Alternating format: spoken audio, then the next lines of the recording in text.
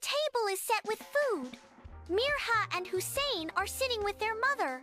It's mealtime. Mirha and Hussain sat at the table with their mother. Hussain insists that he wants more toys or sweets. Lil Hussain insisted that he wanted more sweets. Mirha lovingly explains to Hussain. Mirha said, "Brother, we should be grateful for what Allah gives," Mother says with a smile. The mother said, "Daughter, Subhanallah, you have taught Hussain the lesson of contentment." Abu raises his hands in prayer. The whole family joins him. Father prayed, "Oh Allah, always make us grateful servants." Hussain happily hugs Mirha, with Noor and peace in the background.